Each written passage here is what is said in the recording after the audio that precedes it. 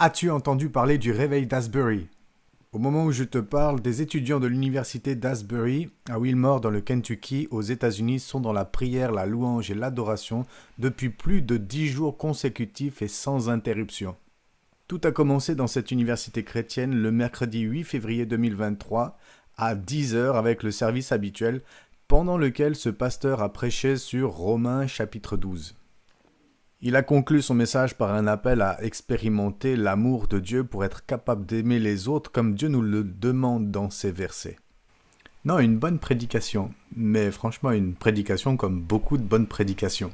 Sauf que là, cette fois-ci, le Saint-Esprit avait un projet particulier. Des étudiants interpellés ont commencé à prier en début d'après-midi. À 1h du matin, ils y étaient encore. D'autres les ont rejoints, puis d'autres encore, et depuis, ils continuent. La louange, la prière, les témoignages, tout s'enchaîne et ne s'arrête plus depuis plus de 10 jours. La présence, l'amour et la paix de Jésus est palpable et des gens affluent de tous les États-Unis pour venir voir ce qui se passe et bénéficier de l'atmosphère spirituelle qui s'y trouve, à tel point que d'autres lieux de prière ont dû être ouverts sur le campus. Il y avait déjà eu un mouvement de réveil dans cette même université en 1970. Pendant le culte, le doyen avait invité les étudiants à partager des témoignages et les étudiants avaient continué à prier et à adorer pendant 144 heures, soit 6 jours complets. 50 ans plus tard, Dieu suscite un nouveau souffle de son esprit au milieu de la jeunesse de ce campus. Combien de temps est-ce que ça va durer? On n'en sait rien, seul le Seigneur le sait.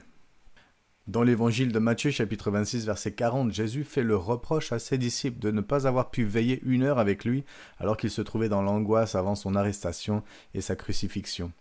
Là, ils en sont à plus de 240 heures de prière non-stop au moment où je fais cette vidéo. Alors bien sûr, les gens vont et viennent pour manger et dormir, mais voilà plus de 10 jours que la réunion a commencé et qu'elle ne s'est toujours pas terminée.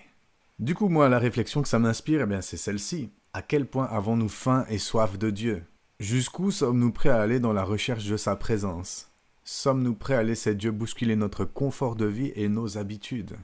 Des questions donc qui nous invitent à réfléchir sur là où nous en sommes avec Dieu et à prendre inspiration sur ce qui se passe là-bas pour peut-être venir vers lui d'une manière nouvelle et expérimenter un renouveau dans notre vie de prière et notre relation avec Jésus. Parce que ce qui interpelle quand même dans ce réveil, c'est pas tellement la manifestation de la puissance de Dieu dans la guérison, dans la délivrance, mais plutôt la ferveur avec laquelle les gens viennent chercher la présence de Dieu en toute simplicité, au point de mettre entre parenthèses leur programme habituel pendant plusieurs jours.